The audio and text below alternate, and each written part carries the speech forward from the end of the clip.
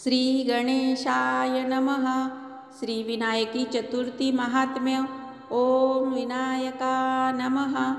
ओम नमो श्री गजवदना गणराया गौरीनंदना विघ्नेशा भवभयहरणा नमन माझे साष्टांगी। नंतर नमिली श्री सरस्वती जगन्माता भगवती ब्रह्मकुमारी विनावती विद्यादात्री विश्वाची। नमन तैसे गुरुवर्या सुखनिदान सद्गुरुराया।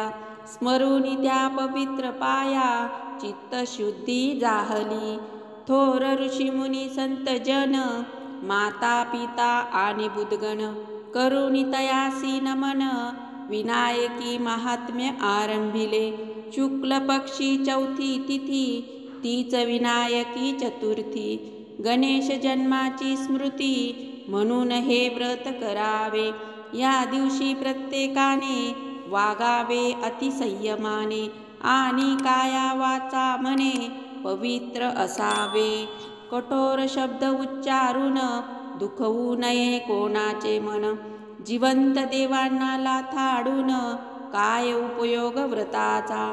दीन दुबळ्यावरी दया करी त्याचाच देव होतो कैवारी। संकटे सर्व निवारी आणि सुखरूप ठेवितो। प्रथम करावे गणपती पूजन गुळ खोबऱ्याचा नैवेद्य अर्पून। मनोभावे प्रार्थना करून आशीर्वाद मागावा। पूजा प्रार्थना संपल्यावरी भोजन करावे दुपारी। साध्या सात्विक आहारी मीठ वर्ज करावे। गरम मसाले टाळावे उत्तेजक जिन्नस नसावे। ऐसे जेवण जेवावे विनायकी व्रताला। ज्यांची इच्छा असेल त्यांनी रात्री उपवास करावा त्या दिनी। आणि इतर सर्वांनी विनायक चिंतन करावे।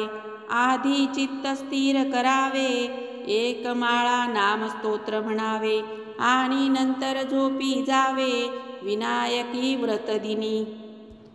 गणपतीची व्रते अनेक त्यातीलच हे व्रत एक। त्यांची ही कथा सुरेख ऐका आता सांगतो। विनायकी चतुर्थी दिवशी आपणास फुरसत मिळेल तशी वंदन करुणी विनायकासी पोथी अवश्य वाचावी।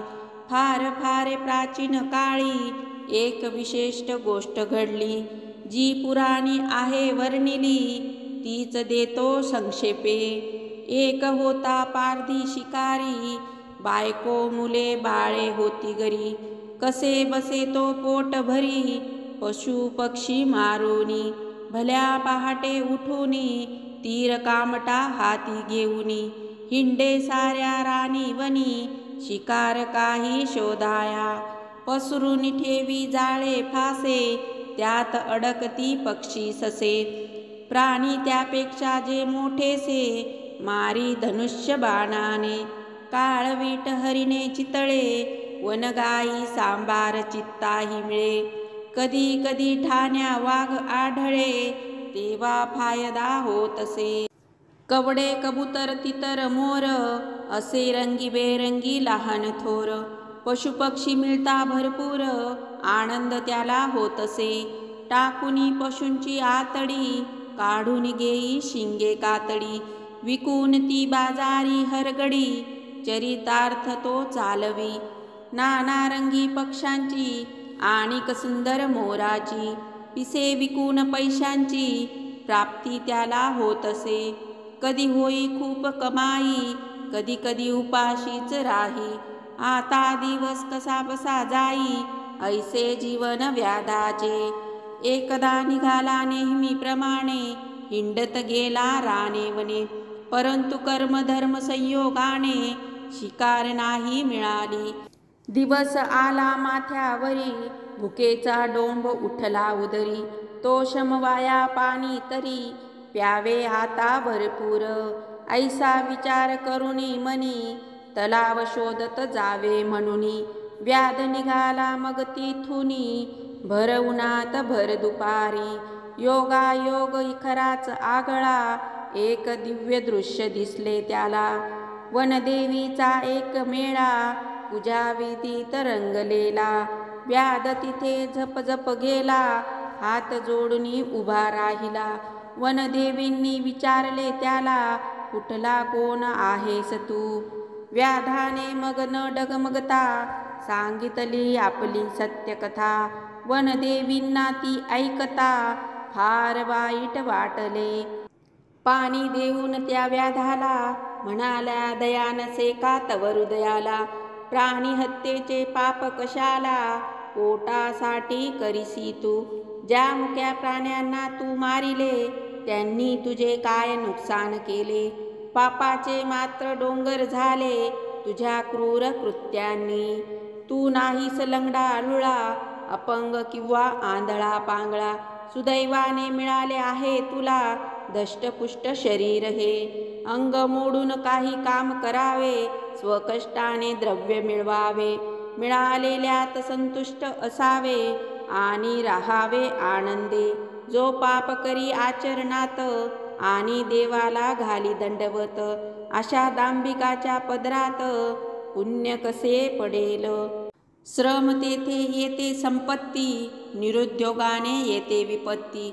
हे जाणे त्यालाच गणपती सदा प्रसन्न होतसे. व्याध म्हणाला खजील होऊनी, देवीनो आज मी झालो धन्य. तुमच्या उपदेशानुसार वागेन अशी शपथ घेतो मी. परंतु ही इथे थाटाची पूजा करिता कोणाची? क्षमा करा विचारितो याची मोठ्या उदार मनाने. देवी म्हणाला, जो कोणी कष्ट करतो त्याला त्यात जो यश देतो, विघ्ने संकटे दूर करतो आणि देतो सुख समृद्धी, असा देवादिदेव विनायक विश्वाधार मुळारंभ एक. त्याचीच नावे घेऊन अनेक पूजा आम्ही करीतोही. आज विनायकी चतुर्थी म्हणजेच विनायकी जयंती. आज त्याची पूजा करिता ती सिद्धिदायक होतसे. आजचे व्रत पाळावे आणि कर्तव्य कर्म करावे. प्राणी मात्रासी रक्षावे, परपीडा हे पाप असे. व्रताची माहिती व महती त्यांनी सांगितली व्याधाप्रती. तो व्याध ऐकून ती फार संतुष्ट झाला. व्याधाने केले देवींना वंदन आणि म्हणाला, आजपासून प्रत्येक विनायकी व्रत मी करेन. प्राणी हत्या सोडली. गुप्त झाल्या देवी तेवढ्यात व्याध परतला आपल्या झोपडीत. राहू लागला खूप सुखात, मेहनत मजुरी करून या. त्याने अनेक वर्ष ते व्रत केले. पुढे सृष्टी नियमाने निधन झाले. त्या व्रताच्या पुण्य संचयाने राजकुळी पुनर्जन्म लाभला. पूर्वजन्मीची आठवण विसरला नव्हता म्हणून त्या जन्मीही केले व्रतपालन. तेने सम्राट झाला. वैभवाने नाही उतला, सत्तेने नाही मातला. म्हणूनच विनायकाने त्याला अखेर दिली सद्गती. विनायक चतुर्थीची ही कथा थोडक्यात सांगितली आता. संतोष वाटो विनायक भक्ता, म्हणे मिलिंद माधव. या पोथीचे करिता वाचन श्रवण, विनायक रूपेने होईल कल्याण. मनोरथ होतील सफल पूर्ण, श्री विनायकाच्या प्रसादाने. ज्यांची श्रद्धा असेल त्यांनी केवळ एकद्याच व्रतदिनी या पोथीच्या 4 प्रती घेऊनी गणेश मंदिरी वाटाव्या. प्रसार व्हावा विनायक भक्तीचा, प्रचार व्हावा सद्विचारांचा. हाच उद्देश प्रति वाटण्याचा, कृपया ध्यानी घ्यावे हे. विनायक भक्तीचा प्रभाव मोठा, नसतो सुख समृद्धीचा तोटा. सर्व वैभवांचा होय पुरवठा, आनंदी आनंद होतसे. नित्य केल्याने गणेश सेवा, मिळेल तुष्टी पुष्टीचा ठेवा. ज्याचा ज्याने अनुभव घ्यावा या विनायकी व्रताचा. असो शके 1908 वर्षी चैत्र मासी शुक्ल पक्षी, विनायकी चतुर्थीच्या शुभ दिवशी पोथी पूर्ण झाली ही.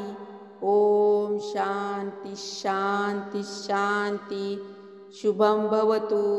भक्त कवी मिलिंद माधव कृत विनायकी चतुर्थी महात्म्य संपूर्ण.